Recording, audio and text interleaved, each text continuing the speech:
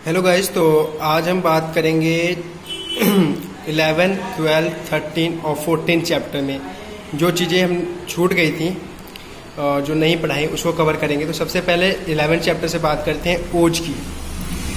तो ओज में कहा गया है कि ओजस्तु तेजो धातु नाम शुक्रांतानाम परम स्मृतम हृदयस्थम अपि व्यापी देह स्थिति निबंधनम स्निग्धम सोमात्मकम शुद्धमेश लोहित पितकम यन्नासे नियतम नासे यस्मिन् तिष्ठति तिष्ठति निष्पद्यन्ते यतो भावा विविधादे संश्रयाः।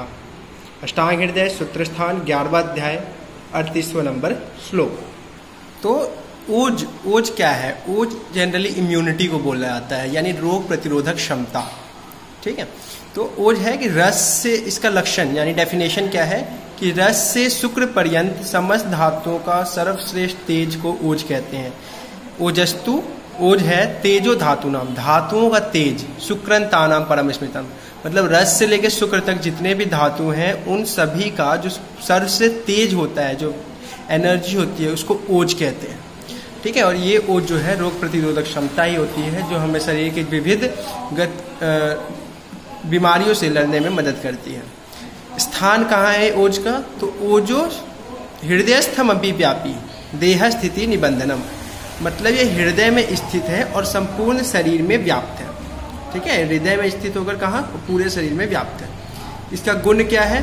तो स्निग्धम सोमात्मकम शुद्ध मिश्र लोहित पित्तकम।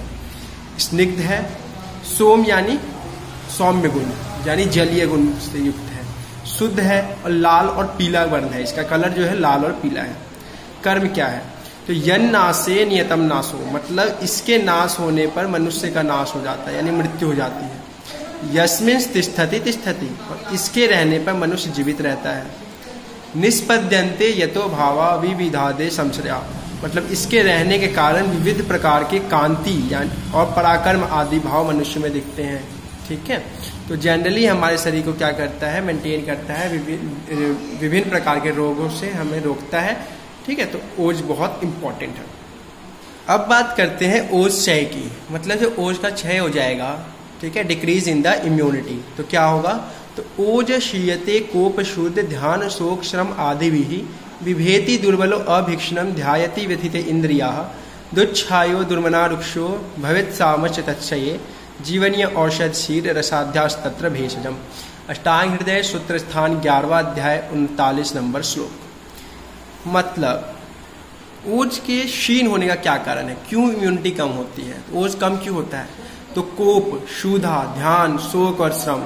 कोप मतलब क्रोध, भूख लगने से, ध्यान जो मनुष्य हमेशा चिंता में रहता है, शोक से, और श्रम परिश्रम करने से, इससे ओज का क्या होता है? क्षय होता है। लक्षण क्या है ओज क्षय का? तो ओज जब क्षय होगा तो विभेद यानी मनुष्य जो है डरता रहेगा, रुर्बल रहेगा, ध्यान हमेशा चिंता में रहेगा, इंद्रिय व्यथा हो जाएगी, दुच्छाया यानी कांति रहित हो जाएगा, दुर्मना यानी दुखी मन, रुक्षता रहेगी शरीर में, और कृष्णता। तो ये लक्षण है। चिकित्सा क्या है? तो चिकित्सा में बताया गया है कि जीवनीय औषध शीर रसाध्यास्तत्र भे, तो जैसा कहा गया है जीवनीय औषध शीर रसाध्यास्तत्र भैषजम, जीवनीय औषध। ठीक है, आगे पढ़ोगे कभी चरक संहिता में, तो उसमें जीवनीय वर्ग करके औषध बताए गए हैं, जीवन की रक्षा करने वाले होते हैं। शीर यानी दुग्ध और मांस रस आदि बलवर्धक द्रव्यों के सेवन से ओज क्षय की चिकित्सा होती है, यानी ओज की वृद्धि हो जाती है। अब बात करते हैं ओज वृद्धि। ओज की वृद्धि को होती है तो क्या होता है? ओज वृद्धौ ही देहस्य तुष्टि पुष्टि बलोदया। जब ओज की वृद्धि होती है तो तुष्टि होती है, यानी देह प्रसन्न रहता है, पुष्टि यानी शरीर का पोषण होता है, और बलोदया यानी शरीर में बल आता है। अब चलते हैं 13 चैप्टर में, जो छूटा था उसमें है चिकित्सा निर्देश। उसमें जनरल चिकित्सा के बारे में, तो वात पित्त और कफ जो है इनकी वृद्धि हो जाए, क्षय हो जाए, तो उनकी चिकित्सा तो आप अपने को जो पढ़ा रखा है मैंने पीछे लेक्चरों में, ऋतुचर्या फर्स्ट चैप्टर और 11, 12 और वृद्धि कर्म क्षय कर्म, इन सब के आधार पर उनकी चिकित्सा आप बता दोगे। बाकी वो 13 चैप्टर पढ़ लीजिएगा। अगर वात पित्तज रोग यानी संसर्ग हो जाए, वात पित्तज रोग मतलब क्या है? दोनों दोष की वृद्धि हो, जिसमें वात ज्यादा हो, तो क्या होगा? उसकी चिकित्सा कैसे करेंगे, कब करेंगे? तो ग्रीष्म ऋतुचर्या आहार विहार का सेवन करेंगे। ठीक है। वात पित्तज रोगों में कौन से ऋतुचर्या का पालन करेंगे? ग्रीष्म ऋतुचर्या का। कफज और वातज रोगों में वसंत ऋतुचर्या का। कफज पित्तज रोगों में शरद ऋतुचर्या का पालन करेंगे। क्लियर। अब इसी में एक है दोषों का स्थानांतर गमन। मतलब जब दोष जो होते हैं वो कोष्ठ से यहाँ पे मतलब क्या है, जो हमारी जो एलिमिनेटरी कैनाल है, डाइजेस्टिव ट्रैक है, ये पूरा, तो कोष्ठ से और शाखा, ठीक है, शाखाओं में दोषों का गमन कैसे होता है और शाखाओं से कोष्ठ में कैसे गमन होता है। तो कोष्ठ से शाखा में जाने का कारण है व्यायाम, जठराग्नि की तीक्ष्णता। जब जठराग्नि अधिक तीक्ष्ण हो जाती है तो दोष जो है वो कोष्ठ से शाखा में चले जाते हैं। अहित आचरण, वायु की तीव्र गति, ठीक है। तो ये 4 कारण है कोष्ठ से शाखा में दोषों का जाने का। अब दोष शाखा से कोष्ठ में कैसे आएंगे वापस? तो स्रोतोमुख विशोधन। स्रोतोमुख यानी जो दोषों का स्रोत है, जिधर से उनका पासेज है, उसमें कोई क्या आते हैं, कभी ब्लॉकेज आ जाती है, तो जब वो क्लियर हो जाएगा पाथ, तो ये शाखा से कोष्ठ में वापस आ जाएंगे। दोषों की वृद्धि हो जाएगी तो हो जाएंगी अभिसंधि, पाक, ठीक है। और वायु निग्रह। वायु निग्रह का मतलब वायु की जो तीव्र गति हो गई थी तो क्या हो गया, कोष्ठ से शाखा चला गया। तो वायु निग्रह यानी वायु की जो स्पीड है, गति है, वो नॉर्मल स्थिति में आ जाएगी। अब इस 13 चैप्टर का लास्ट टॉपिक 10विध औषध सेवन काल। बहुत इंपॉर्टेंट है, ध्यान रखिएगा। 15 नंबर में पूछ देता है या 3 नंबर में भी आ जाता है। 10 प्रकार के औषध सेवन काल है कि औषध कितने समय में ले सकते हैं। ये जनरली समन औषधि के हैं, जो ठीक है समन चिकित्सा में औषध का इस्तेमाल करते हैं ना, शूद्र में तो शरीर से निकाल दिया जाता है। तो 10विध औषध सेवन काल, जो समन चिकित्सा करते औषध लेते हैं तो 10 कालों में ले जा सकते हैं, ठीक है। वो कौन कौन से हैं? तो युज्याद अन्नम अन्नादौ मध्य अंते कवलांतरे ग्रासे ग्रासे मुहुसान्नम सामुद्गम निशिचौषधम। मतलब इन 10 कालों में औषध का सेवन करना चाहिए, ठीक है। कहाँ बताया गया? तो अष्टांग हृदय सूत्र स्थान 13वें अध्याय 37वां नंबर श्लोक। तो यही टेबल इंपॉर्टेंट है, सिर्फ ये टेबल पढ़ लीजिएगा। तो काल, सबसे पहले अन्नन। अन्नन मतलब जो है बिना अन्न के, यानी जब लंघन करते हैं, जिस दिन आप पूरे दिन खाली पेट रहते हैं बिना अन्न के, तो उसमें हम क्या करते हैं, उस समय जो औषध लिए जाते हैं वो अन्नन है, ठीक है। कौन से रोगों में इस्तेमाल किया जाता है? तो कफ प्रकोप में, ठीक है। क्योंकि अन्नन, बिना अन्न के जब आप कोई औषध लेते हैं उसके लिए क्या होता है, शक्तिशाली शरीर वाला आदमी होना चाहिए, रोग भी शक्तिशाली होना चाहिए। तो कफ प्रकोप से जो रोग होते हैं वो शक्तिशाली होते हैं। तो कफ प्रकोप जो रोग होते हैं उसमें बलवान रोग या रोगी में अन्नन काल का इस्तेमाल करेंगे। दूसरा है अन्नादौ। अन्न आदौ यानी अन्न और जमा आदि, यानी अन्न के आदि, ठीक है। तो अन्न के आदि में यानी अन्न खाने से पहले औषध लिया, उसके बाद फिर अन्न खाना है। तो इसकी चिकित्सा कब करेंगे? अपान वायु में, ठीक है। सबसे पहले जनरली पढ़ लेते हैं 5, इसको ट्रिक है एक तरीके से।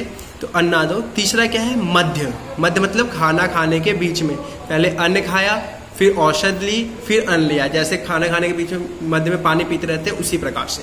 अंते यानी खाना खाने के अंत में, ठीक है। अब ये 2 प्रकार का हो सकता है, सुबह के खाने के बाद तथा रात के खाने के बाद। कवल आंतरे। कवल यानी कवल मतलब क्या होता है? जो निवाला होता है, एक निवाला ग्रास, उसके अंत में। ग्रास से ग्रास यानी प्रत्येक ग्रास के साथ। इनको याद है। सबसे पहले अन्नन तो हो गया कफ प्रकोप में, उसके बाद जो वात की सीक्वेंस याद करने को बोली थी प्रकार के, उसी अपोजिट सीक्वेंस में चलेंगे। तो अपान वायु, अन्नादौ में अपान वायु में, मध्य समान वायु में, फिर प्रातःकाल भोजन के अंत में व्यान वायु, रात्रिकाल भोजन के अंत में उदान वायु, एंड देन कवलांतरे और ग्रास से ग्रास से, क्योंकि सेम है, क्योंकि ग्रास के अंत में। और वो क्या करते हैं, एक ग्रास लिया, कवलांतरे और ग्रास से ग्रास में अंतर ये है कि कवल के अंत में ग्रास खाया, उसके बाद औषध ली। इसमें क्या करते हैं, ग्रास के अंदर ही मिला लेते हैं, तो हर ग्रास के साथ खाते हैं। तो दोनों ही प्राण वायु की विकृति में इस्तेमाल होते हैं। मुहु मतलब बार बार, ठीक है। तो कौन सी ऐसी रोग है जिसमें बार बार औषध लिया जाता है? तो विष, वमन, हिक्का, तृष्णा, श्वास और तथा कास रोगों में। 8वां है सान्नम यानी स अन्नम, अन्न के साथ। तो अन्न के साथ मिला के, तो जनरली खाने के अंदर ही वो दवाइयां मिला दी जाती हैं, तो वो जनरली अरोचक रोगों में होती है, मतलब खाने का टेस्ट बढ़ाने के लिए इस्तेमाल की जाती हैं। सामुद्गम, सामुद्गम यानी अन्न से संपुटित करके, दूध वगैरह मिला के। तो कंप रोग, आक्षेप और हिक्का वैसे रोगों में इस्तेमाल होता है। निशी, निशी मतलब रात में सोते समय। तो जितने भी ऊर्ध्व जत्रुगत विकार होते हैं तो उनकी जो दवाइयां होती हैं वो निशी टाइम पे लेते हैं। तो ये है 10विध औषध सेवन काल, बहुत इंपॉर्टेंट है, ध्यान रखिएगा। अब बात करते हैं चौथे अध्याय में। चौथा अध्याय तो फोर्थ अध्याय का नाम, 14th अध्याय का नाम क्या है? द्विविध उपकर्म, यानी उपकर्म तो चिकित्सा, दो प्रकार की चिकित्साएं होती हैं। एक क्या है? समतर्पण और अपतर्पण। जितने भी रोग हैं, या तो हम उसको क्या करेंगे? संतर्पण करेंगे, अपतर्पण। यानी संतर्पण का पहला प्रवाची क्या है? ब्रिंघन। अपतर्पण का लंघन। तो या तो हम उसको नॉरिशमेंट करेंगे या फिर लंघन करेंगे। संतर्पण में जो महाभूत की प्रधानता होती है वो पृथ्वी और जल की होती है। अपतर्पण औषधों में वायु, अग्नि और आकाशीय महाभूत की प्रधानता होती है। 4 प्रकार के कर्म होते हैं: स्नेहन, स्वेदन, रुक्षण और स्तंभन। तो संतर्पण जो है वो स्नेहन और स्वेदन जो है वो संतर्पण करते हैं, रुक्षण और स्तंभन जो है वो अपतर्पण करते हैं। क्लियर? अब जो अपतर्पण है वो 2 प्रकार का है, लंघन 2 प्रकार से होता है, एक शोधन और एक समन। शोधन, पुनः शोधन किसको कहते हैं? जो दोषों को क्या करते हैं? प्रकोपित दोषों को शरीर से बाहर निकाल देते हैं। और शमन जो रोगों को जो प्रकोपित दोष होते हैं उनको शरीर के अंदर ही शांत करते हैं। शोधन जो है पुनः 5 प्रकार के होते हैं। कौन कौन से? वमन, विरेचन, निरूबस्ती, सीरो विरेचन जिसको नस से बोलते हैं, और रक्त श्रावण। ठीक है। समन पुनः 7 प्रकार के होते हैं: पाचन, दीपन, क्षुधा यानी भूखा रहना, तृष्णा यानी प्यासा रहना, व्यायाम, आतप यानी धूप का सेवन, मारुत यानी वायु का सेवन करना। तो समन समन चिकित्सा कितने प्रकार की होगी? 7 प्रकार की। शोधन से कितने? 5 प्रकार के। बस इस चैप्टर में यही है। बाकी आप इसमें और पढ़ लीजिएगा कि संतर्पण क्यों करते हैं, अपतर्पण क्यों करते हैं, किसका लिए प्रयोग करते हैं। ठीक है। तो जनरली 14th चैप्टर इसके अलावा सिर्फ रीड मान लीजिएगा, और कुछ इंपॉर्टेंट नहीं है। तो अब हमने जो है 60 मार्क्स का जो अष्टांग हृदय है उसको कवर कर लिया है। ठीक है। 15 अध्याय पढ़ने की कोई नीड नहीं है, तो 60 नंबर कवर कर लिया है। तो आज के लिए दैट्स ऑल। Thank you.